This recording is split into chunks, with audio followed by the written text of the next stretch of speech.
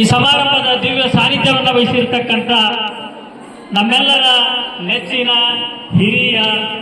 ಮತ್ತು ಶಿಕ್ಷಣ ಪ್ರೇಮಿಗಳು, ಸಾಹಿತ್ಯ ಪ್ರೇಮಿಗಳು ಆದಂತಹ ಸನ್ಮಾನ್ಯ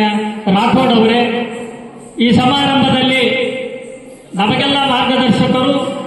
ಈ ನಾಡಿನಲ್ಲಿ ಹೊಸ ವಾತಾವರಣವನ್ನು ಸೃಷ್ಟಿ ಮಾಡಲಿಕ್ಕೆ ತಮ್ಮನ್ನೇ ತಾವು ಅರ್ಪಿಸಿಕೊಂಡಿರುವ ಜಿಲ್ಲೆಯ ಕನ್ನಡ ಸಾಹಿತ್ಯ ಪರಿಷತ್ತಿನ ಅಧ್ಯಕ್ಷರು, ಸಾಹಿತಿಗಳು, ಒಂದು ಸಹಕಾರವನ್ನು ಕೂಡ ನೀಡತಕ್ಕಂಥ ವ್ಯವಸ್ಥೆ ಆವತ್ತಿನ ಸಂಸ್ಥಾನಿಕರಲ್ಲಿ, ಆವತ್ತಿನ ರಾಜ ಮಹಾರಾಜರಲ್ಲಿ, ಆವತ್ತಿನ ಸಮಾಜದಲ್ಲಿ ಇತ್ತು ಅನ್ನೋದನ್ನ ನಾವು ನೀವು ಅರಿತುಕೊಂಡ್ರೆ ಒಂದು ಒಳ್ಳೆಯ ಭಾವನೆ. ನಾ ಯಾಕೆ ಈ ಮಾತನ್ನ ಹೇಳ್ತೀನಿ ಅಂತಂದ್ರೆ, ಒಬ್ಬ ರಾಜನಾದ,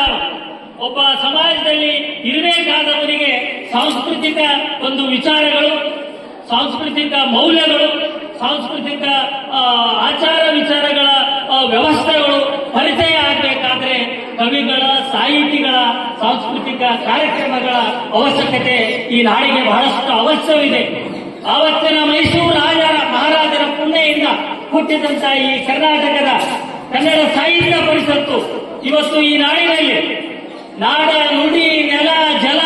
ಸಂಸ್ಕೃತಿಯನ್ನ ಉಳಿಸಲಿಕ್ಕೆ ಅನೇಕ ಹೋರಾಟವನ್ನ ಮಾಡುವುದರೊಂದಿಗೆ ನಮ್ಮ ವಾಲ್ಮೀಕಿಯನ್ನ ಹಿಡಿದು, ನಮ್ಮ ಪಂಪನನ್ನ ಹಿಡಿದು, ನಮ್ಮ ಜನನನ್ನ ಹಿಡಿದು, ಮೊನ್ನೆ ತಾನೇ ನಡುವೆ ಇದ್ದಿರತಕ್ಕಂಥ BM ಶ್ರೀಕಂಠಯ್ಯನವರನ್ನ ಹಿಡಿದು ಕುವೆಂಪು ಅವರವರೆಗೆ ನೋಡಿದಾಗ ಈ ನಾಡಿನ ಸಂಸ್ಕೃತಿಯನ್ನ, ಈ ನಾಡಿನ ಭವಿತವ್ಯವನ್ನ, ಈ ನಾಡಿನಲ್ಲಿ ಆಗಿ ಹೋದಂತಹ ಹರಗುರು ಚರಮೂರ್ತಿಗಳ ವಿಚಾರಗಳನ್ನ ಈ ಸಮಾಜಕ್ಕೆ, ಈ ಒಂದು ವ್ಯವಸ್ಥೆಗೆ ಗುಣಪಡಿಸತಕ್ಕಂಥ ಕಾರ್ಯ ಯಾರಾದರೂ ಮಾಡಿದ್ದೇನೆ ಅದು ಸಾಹಿತಿಗಳು, ಅದು ಕವಿಗಳು ಅಂತ ಹೇಳಿದ್ರೆ ತಪ್ಪಾಗಲಿಕ್ಕೆ. ಆ ನಿಟ್ಟಿನಲ್ಲಿ ಇವತ್ತು ಆ ಎಲ್ಲವನ್ನ ದಾಟಿ ಬಂದು ಇವತ್ತು ವೇದಿಕೆ ಮೇಲೆ ಇರ್ತಕ್ಕಂಥ ನಮ್ಮ BM ಹೇಮಂತ್ ಸರ್ ಆಗಲಿ, ಇಲ್ಲೇ ಇರ್ತಕ್ಕಂಥ ಅನೇಕ ಜನ ರುದ್ರವಾಣಿ ಅವರಂತ ಕವಿಗಳಾಗಲಿ, ನಮ್ಮ ಮುದ್ದಾಳವರಂತ ಯುವ ಕವಿಗಳಾಗಲಿ, ಇವರೆಲ್ಲರ ನಮ್ಮದೇ ಕಾರಣ